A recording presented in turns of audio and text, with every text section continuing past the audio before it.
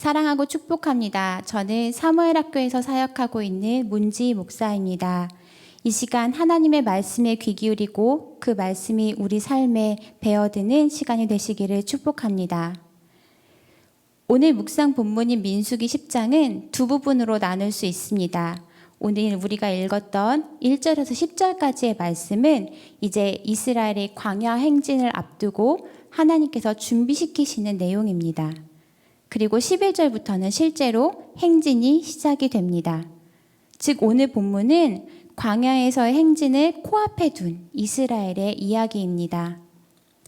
하나님께서는 이제 광야로 출발하려는 이스라엘에게 은나팔 2개를 만들라고 명령하십니다. 성경에는 2가지 나팔이 나오는데요. 하나는 순양의 뿔로 만든 양각 나팔이고 또 하나는 오늘 본문에 나오는 은으로 만든 나팔입니다. 하나님께서는 이제 곧 광야로 나아가야 하는 이스라엘에게 왜 은나팔을 만들라고 하셨을까요? 원어 성경을 보면 1절에 그 이유가 나옵니다. 바로 레카라는 단어인데요. 한글로 번역하면 너를 위하여 라는 뜻입니다. 그런데 안타깝게도 한글 번역 성경에는 이 단어가 생략되어 있습니다. 하나님은 은나팔을 만드는 이유가 이스라엘 그리고 이스라엘을 이끌고 가는 모세를 위해서 만든다고 말씀하십니다. 수많은 사람들이 함께 가야 하는 그 광야 생활 속에서는 나팔 소리가 이스라엘 전체에게 메시지를 전하는 역할을 했습니다. 그리고 그 수많은 사람들을 이끌어야 하는 모세에게는 이 나팔 소리가 하나님의 뜻을 전달하는 도구가 되었던 것이죠. 너무 멀어서 눈으로는 볼 수 없지만 멀리서 들리는 이 나팔 소리로 이스라엘의 모든 사람들은 하나님의 뜻이 무엇인지 그리고 지금 무엇을 해야 할 때인지를 알 수 있었습니다. 오늘 본문 2절부터 10절까지의 말씀에는 이 은나팔을 언제 어떻게 사용해야 하는지에 대해서 설명하고 있습니다. 은나팔은 2가지 상황에서 사용이 되었는데요. 첫 번째로 하나님의 뜻을 전달하는 역할이었습니다. 나팔을 어떻게 부느냐에 따라서 이스라엘 회중들이 어떻게 움직여야 되는지가 결정이 되었습니다. 3절과 4절에서는 이스라엘이 모여야 할 때 은나팔을 불라고 말합니다. 먼저 나팔 2개를 모두 불면 이스라엘의 온 회중이 회막 앞에 모이게 되었습니다. 그리고 그 중에 한 나팔만 불면 각 지파의 지도자였던 천부장들만 모이는 것이죠. 이렇게 나팔은 회중들을 모을 때 사용되었습니다. 이어지는 5절과 6절에서는 이스라엘이 이제 광야에서 행진할 때 나팔을 불라고 말합니다. 나팔을 부는 순서에 따라서 성망을 중심으로 동서남북으로 나누어서 있던 그 지파들이 움직이게 되었습니다. 첫 번째 나팔을 불면 동쪽 진영의 지파들이 행진을 시작하고 두 번째 나팔을 불면 남쪽에 있던 진영들이 이제 움직였죠. 그리고 오늘 말씀엔 나오지 않았지만 그 다음에 서쪽에 있는 지파들과 또 북쪽에 있는 지파들도 그 순서에 따라서 행진을 시작했습니다. 나팔은 이렇게 이스라엘로 하여금 하나님의 메시지를 전하고 또 그들이 움직여야 할 때를 알려주는 역할을 했습니다. 이 말씀을 통해서 알 수 있듯이 나팔은 곧 하나님의 인도하심을 의미합니다.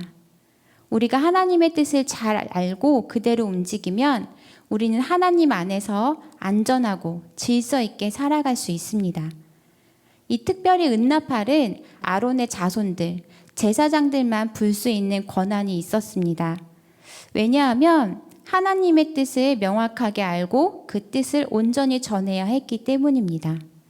다시 말하면 제사장들에게는 하나님의 뜻을 온전히 분별하고 또 백성들에게, 사람들에게 그 뜻을 정확하게 전달해야 하는 책임이 있었습니다. 만약에 회중을 불러 모아야 하는 상황인데 은나팔을 하나만 불었다면 어떻게 되었을까요? 모든 회중이 모이는 것이 아니라 천부장들만 모였을 것입니다. 그리고 지금 행진을 해야 해서 나팔을 크고 짧게 불어야 하는 상황인데 나팔을 길게 불었다고 생각해 보세요. 이스라엘 사람들은 어느 쪽으로 움직였을까요? 행진을 시작해야 하는 사람들이 회막 앞에 다 모여들었을 것입니다. 이렇게 나팔을 불 때에도 또 나팔 소리를 들었을 때에도 그 의미가 명확하지 않다면, 거기에 자기의 생각이 들어간다면 그것은 그대로 전달되지 않고 혼란을 주게 됩니다. 이 말씀을 묵상하면서 목사인 저의 모습을 돌아보게 되었습니다. 과연 나는 하나님의 말씀을 제대로 깨닫고 있는가? 그리고 그 말씀을 성도들에게 온전히 전하고 있는가 돌아보게 되었습니다. 그리고 하나님 앞에 이렇게 기도했습니다. 하나님, 제가 은나팔을 부는 것과 같이 말씀을 선포할 순간에 내가 하나님의 말씀을 온전히 깨닫게 해주십시오. 그리고 그 말씀을 온전히 전해서 혹 내가 전하는 말씀으로 인하여서 혼란스러워하거나 지금 해야 할 것을 하지 못하는 성도들이 없도록 도와주세요 라고 기도했습니다. 사랑하는 성도 여러분, 하나님께서는 저와 같은 목회자들을 통해서도 하나님의 뜻을 전하시지만 성경 말씀을 통해서도 직접 말씀하시기도 합니다. 베드로전서에 보면 너희는 왕같은 제사장이다 라고 말하죠. 그것처럼 우리 모두에게는 제사장과 같이 하나님의 말씀을 온전히 깨달을 수 있는 권리가 있습니다. 그런데 성경을 읽을 때 그곳에 내 생각이나 내 마음이 들어가서 그것을 곡해하고 있지는 않습니까? 하나님의 말씀을 내 뜻대로 해석하는 것이 아니라 하나님께서 말씀하시고자 하는 것을 온전히 깨달아서 그 말씀대로 살아가는 여러분이 되시기를 축복합니다. 이어지는 9절과 10절에는 은나팔을 불어야 하는 또 한 가지의 상황이 나옵니다. 9절과 10절을 제가 읽어드립니다. 또 너희 땅에서 너희가 자기를 압박하는 대적을 치러 나갈 때에는 나팔을 크게 불지니 그리하면 너희 하나님 여호와가 너희를 기억하고 너희를 너희의 대적에게서 구원하시리라. 또 너희의 희락의 날과 너희가 정한 절기와 초하루에는 번제물을 드리고 화목제물을 드리며 나팔을 불라. 그로 말미암아 너희의 하나님이 너희를 기억하시리라. 나는 너희의 하나님 여호와니라. 아멘. 하나님께서는 이제 광야를 지나서 가나안 땅, 하나님께서 약속하신 그 땅에 들어간 후에도 은나팔을 불어야 할 때가 있다고 말씀하십니다. 바로 전쟁에 나갈 때, 그리고 희락의 날과 절기와 같은 때 하나님께 제사를 드릴 때 은나팔을 불었습니다. 3절에서 8절까지는 하나님의 뜻을 전달하기 위해서 은나팔을 불었다면 9절과 10절에서는 하나님께 백성의 뜻을 전하기 위해서 나팔을 붑니다. 좀 더 자세히 살펴보면 9절에서는 전쟁에 나갈 때 나팔을 불면 하나님께서 그 소리를 들으시고 너희를 기억하고 또 너희를 대적에게서 구원하실 것이라고 말씀하십니다. 10절에서는 하나님께 제사를 드릴 때 나팔을 불면 하나님이 너희를 기억하실 것이다 라고 이야기를 합니다. 이 두 절에서 똑같이 말하는 것이 무엇입니까? 바로 하나님께서 나팔 소리를 듣고 우리를 기억하신다는 것입니다. 지금 우리에게 나팔은 무엇일까요? 바로 우리가 하나님께 드리는 기도와 찬양이 이 은나팔이 될 수 있을 것입니다. 우리가 기도할 때 그리고 찬양할 때 하나님은 그 소리를 들으시고 우리를 기억하시고 우리를 구원해 주십니다. 여러분은 은나팔 소리에 귀를 기울이고 계십니까? 그리고 그 나팔 소리에 맞춰서 움직이고 계십니까?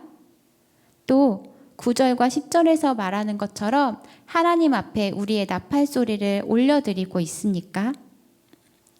오늘 하루 이 말씀을 기억하면서 우리의 삶 가운데에 말씀하시는 하나님의 음성을 온전히 깨달아 우리가 어떻게 해야 하는지 깨닫는 시간이 되시기를 바랍니다. 그리고 또 하나님께 나팔 소리를 크게 울려 하나님이 우리를 기억하시고 또 우리를 구원하신다는 것을 경험하는 오늘 하루가 되시기를 축복합니다. 오늘도 하나님께서 우리를 기억하실 것입니다. 이제 제가 기도로 마무리하고 각자 기도의 자리로 나아가겠습니다. 사랑의 하나님, 오늘도 말씀하여 주시니 감사합니다. 광야 생활에서 은나팔 소리에 맞춰 이스라엘이 움직였던 것처럼 하나님의 말씀에 따라 살아가는 인생이 되게 하옵소서. 또한 나를 항상 기억하시고 인도하시는 그 하나님의 은혜를 기억하며 온전한 마음으로 하나님께 나팔 소리를 올려드리게 하옵소서. 예수님의 이름으로 기도합니다. 아멘.